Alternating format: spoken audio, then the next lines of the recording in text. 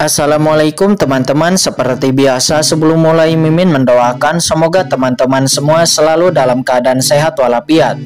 Oke, kali ini kita akan melanjutkan Martial Master versi novel bagian 766. Bagi yang baru bergabung, selamat bergabung. Dan bagi yang belum subscribe, subscribe dulu lah agar Mimin tambah semangat lagi nih bikin videonya. Oke, kalau sudah kita langsung masuk ke isi ceritanya.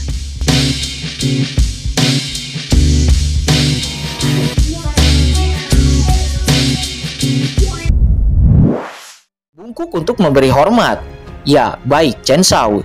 Ketika suara itu jatuh, dia melesat ke samping. Tetapi nyala api di tubuhnya melonjak ke langit.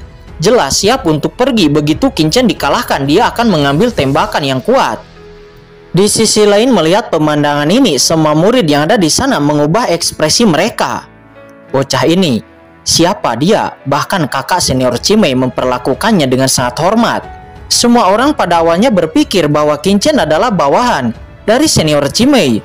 Namun melihat pemandangan ini pada saat ini, mereka segera mengerti bahwa apa yang mereka lihat mungkin berbeda. Dan asal-usul anak ini tidak sesederhana yang mereka pikirkan. Saat ini di atas langit, Mu Rongtian dan Pu Jisi juga tertegun.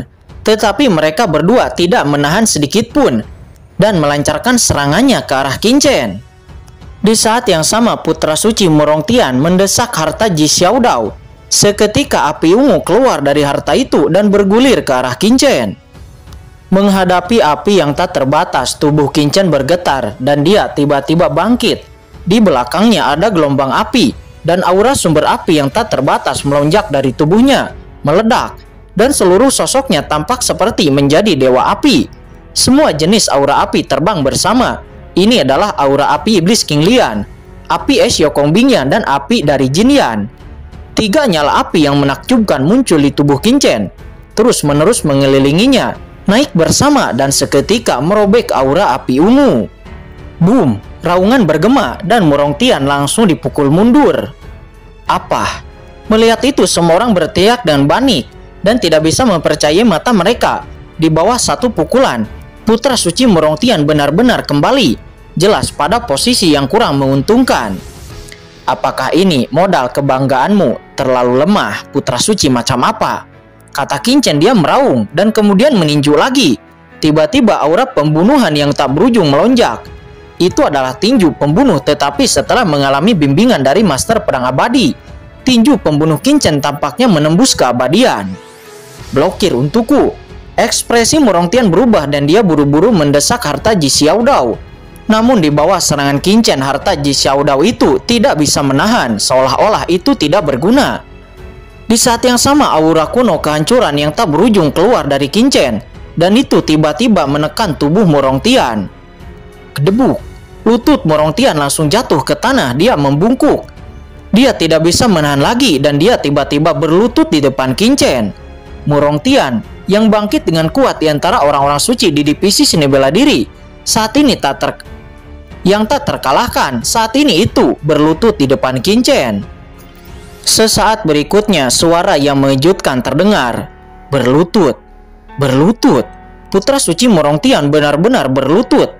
Apa masalahnya? Apakah saya terpesona? Atau aku gila sehingga aku berhalusinasi? Bagaimana putra suci Mu Rongtian bisa berlutut? Siapa itu? Siapa anak ini? Terlalu kuat.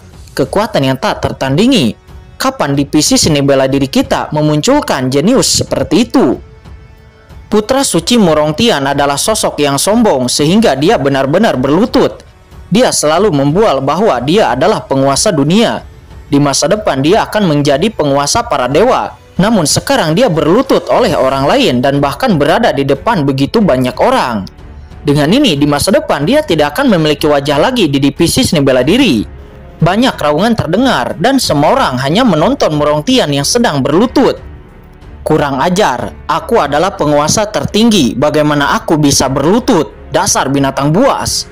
Mu Rongtian juga merasa bahwa dia berlutut dan rasa malu yang tak terbatas keluar dari lubuk hatinya.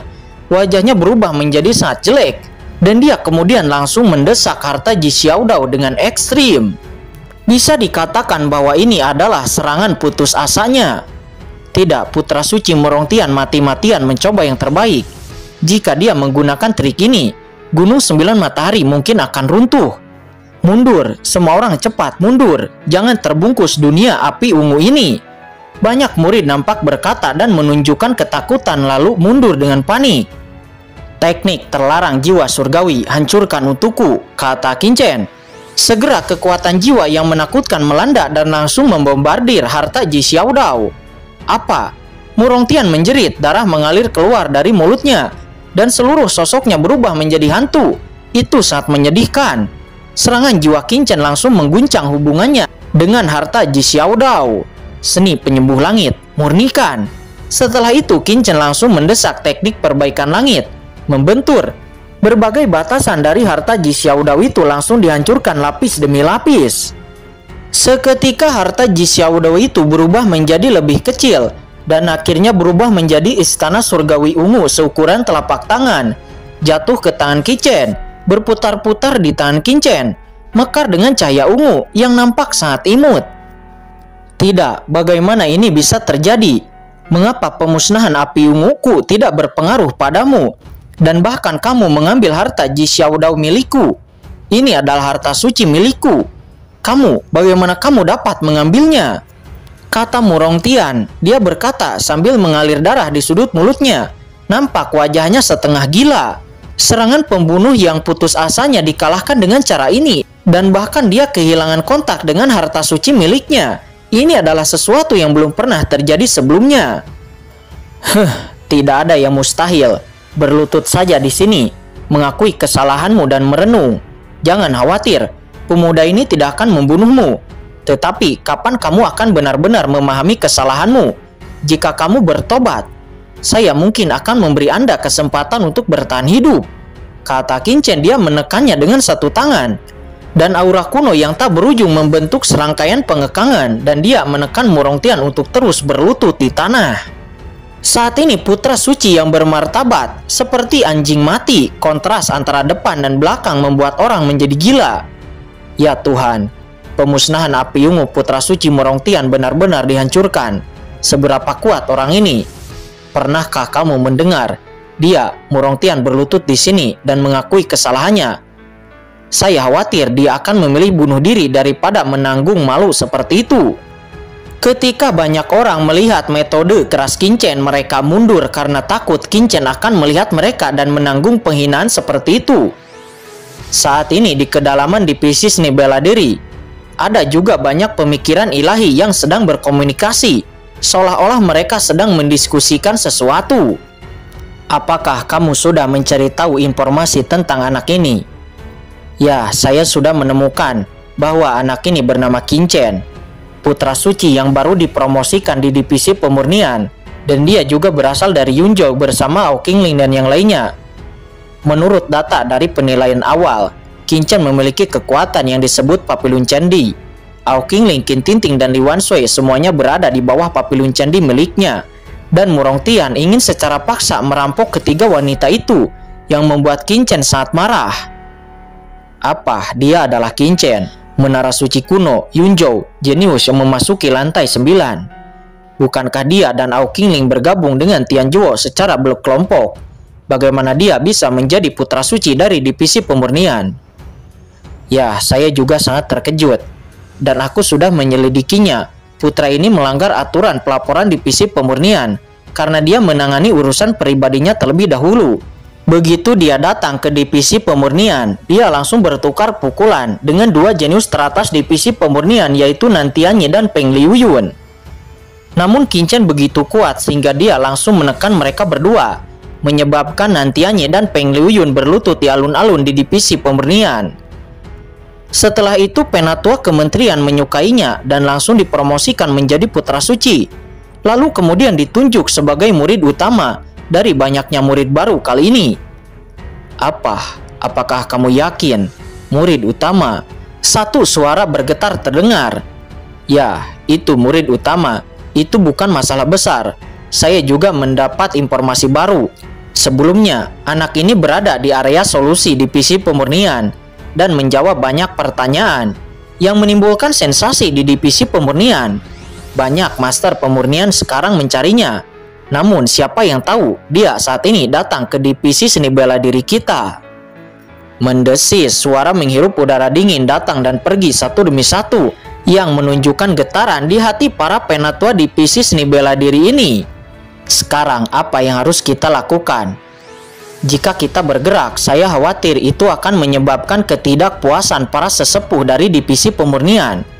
Bagaimanapun juga itu adalah Morongtian dari divisi seni bela diri kita. Namun Morongtian berlutut seperti itu, aku takut dia akan marah hidup-hidup. Apa yang bisa kita lakukan? Kita tidak bisa menyinggung putra ini hanya demi Morongtian. Ayo pergi ke Penatua Cuye. Dia masih memiliki beberapa persahabatan dengan putra ini. Mungkin dia bisa mengatakan beberapa kata. Adapun Morongtian, dia tidak bisa menyalahkan kita karena dia sendiri yang berlaku sombong. Ya, itu benar. Tetapi aku tidak menyangka jenius mengerikan seperti itu akan muncul dari divisi pemurnian kali ini. Bahkan Morongtian bisa ditekan. Tidak heran para penatua akan mengangkatnya langsung sebagai murid utama. Ya, kita hanya bisa memperhatikan perubahannya. Di kedalaman divisi seni bela diri, saat ini roh-roh spiritual nampak saling berkomunikasi. Penatua-penatua teratas ini bertukar pikiran spiritual untuk sesaat, dan mereka hanya menarik napas dalam. Pada saat ini Qingchen dan Morongtian telah sepenuhnya memutuskan kekalahan. Saat ini Morongtian berlutut di tanah dan ditekan oleh Qingchen. Seluruh tubuhnya berlumuran darah. Dia berjuang keras tetapi tidak peduli bagaimana dia berjuang. Dia bahkan tidak bisa bangun sedikit pun. Dia berlutut di sana diawasi oleh banyak pikiran ilahi. Ini di atas langit saat ini putra suci Pujisi melihat pemandangan ini dan wajahnya juga menunjukkan keterkejutan. Dia tidak pernah menyangka Qingchen akan mengalahkan Morongtian seperti ini, hampir tanpa mengeluarkan sedikit usaha. Kuncinya adalah Qingchen bahkan memaksa Morongtian untuk berlutut, dan Morongtian mencoba yang terbaik untuk membebaskan diri. Namun dia tidak berhasil. Ini jauh lebih sulit daripada membunuh Morongtian secara langsung. Pada saat ini ketakutan mulai muncul di hati putra suci Pujisi, dan dia kemudian perlahan-lahan mundur. Dia ingin pergi dari sini. Apakah Anda ingin pergi? Qingchen sepertinya merasakan kemunduran di hati Pujisi, dan dia tiba-tiba berbalik. Matanya terpaku kepada Pujisi. Meskipun apa yang kamu lakukan tidak seburuk Morongtian, tetapi itu juga dosa yang sangat keji. Kamu berani mengingini bawahan tuan muda ini. Sekarang kamu juga harus berlutut dan mengakui semua kesalahanmu, kata Qingchen. Dia berkata dengan ringan. Dia ingin Pujisi berlutut dan mengakui kesalahannya. Yang mulia, saya tidak tahu bahwa ketiga orang ini adalah milik Anda. Saya meminta maaf karena telah menyinggung Anda. Ini benar-benar tidak disengaja. Di masa depan, orang-orangku dan aku tidak akan mengganggumu lagi, kata Pujisi. Dia berkata dengan suara yang dalam. Namun mendengar itu, Qingchen mencibir dan kemudian menatap Pujisi. Pujisi ini mengira dia akan bisa mengungkapkannya hanya dengan beberapa kata seperti itu. Setelah menyelamatkan muka, masalahnya selesai. Apakah ada hal yang begitu baik? Menurutmu siapa Qingchen? Saat ini tatapan Qingchen tiba-tiba menjadi dingin dan langsung mengunci dengan dingin. Berlututlah, berlutut dan akui kesalahanmu. Tuan muda ini dapat melepaskan masa lalu. Jika tidak, tuan muda ini akan melakukannya sendiri. Apa, terlalu sombong? Semua murid yang hadir nampak terkejut. Pujisi telah mengakui kesalahannya, tetapi anak ini masih menginginkan Pujisi untuk berlutut dan mengakui kesalahannya. Semua orang terkejut. Bagaimana mungkin putra suci Pujisi ingin berlutut? Apakah anak ini ingin menyinggung semua putra suci dari divisi seni bela diri? Mendengar itu, wajah Pujisi nampak jelek dan dia kemudian berkata dengan dingin, aku bisa berhenti mengganggu orang-orangmu. Tetapi jika kamu memintaku untuk berlutut, itu tidak mungkin, kata Pujisi. Berlutut, kata Qingchen. Dia tersenyum dingin.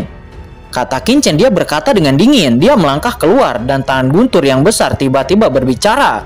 Bergemuruh, seperti ada cahaya guntur yang bergetar berubah menjadi jaring guntur dan menekan dengan gila ke arah Pujisi. Yang mulia, saya adalah keturunan Kaisar Barat kuno. Jika Anda ingin saya berlutut, Anda dapat membunuh saya, tetapi jika Anda ingin saya berlutut, itu tidak mungkin," kata Fujisi. Dia meraung. Segera di belakangnya sosok yang menjulang tinggi tiba-tiba muncul, menjulang tinggi di antara langit dan bumi, seperti seorang kaisar dunia. Ini adalah hantu kaisar barat kuno. Fujisi menunjukkan keahlian uniknya dan menjadi kaisar barat. Kekuatan itu terkondensasi di dalam tubuh dan kemudian menggunakan jari untuk menerobos serangan Kincen. Iblis jahat, merampok murid-murid perempuan dan mengaku memiliki darah bangsawan. Jika Anda benar-benar keturunan kaisar barat kuno, maka darah kaisar barat kuno akan terkontaminasi oleh Anda, kata Kincen. Tiba-tiba tangan Kincen terbuka lebar dan cahaya guntur yang tak terbatas meledak, menutupi langit dan langsung menutupi Fujisi sekaligus. Sialan, teknik dapa naga bayangan kaisar barat. Rilis, kata Fujisi. Di bawah atmosfer kuno yang tak berujung, tubuh Fujisi bergerak dan seluruh orang itu tampak berubah menjadi naga pengembara emas, berkedip di dalam kehampaan dan menghilang tanpa jejak. Ini adalah dapa tur bayangan kaisar barat. Menurut desas-desus, ini keterampilan tubuh kaisar barat kuno yang luar biasa. Dia mengendalikan tubuh menghadap ke langit. Begitu teknik ini ditampilkan, bentuk tubuhnya seolah-olah berada di antara nyata dan ilusi. Itu memang benar-benar menghilang. Dapa tur bayangan kaisar barat ini memang kuat, dan bahkan pikiran spiritual tidak dapat melihat keberadaan Fujisi, seolah-olah Fujisi tidak ada di sini.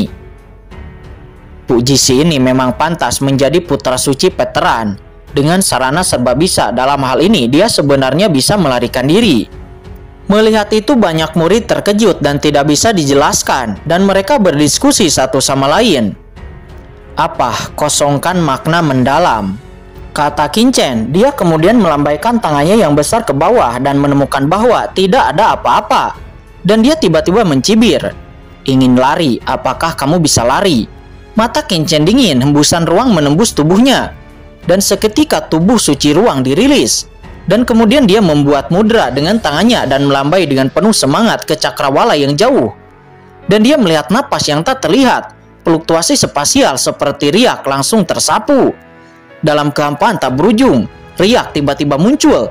Tiba-tiba salah satu riak tampak bergetar.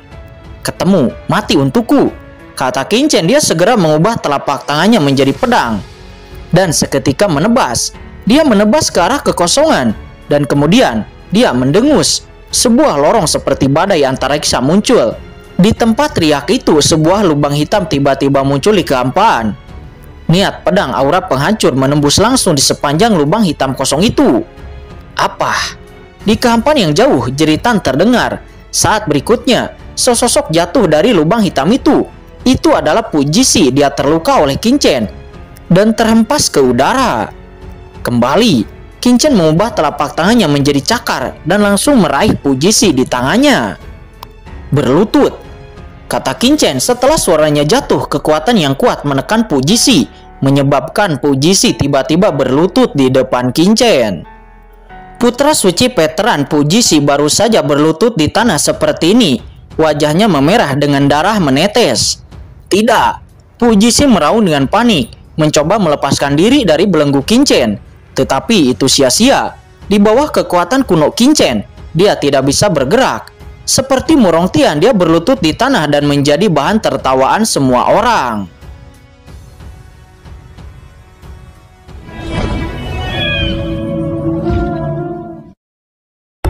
Oke guys, sudah dulu ya. Jangan lupa subrek biar lanjut terus ceritanya. Bagi yang sudah subrek, mudah-mudahan dimudahkan rezekinya. Mimin undur diri. See you next and goodbye.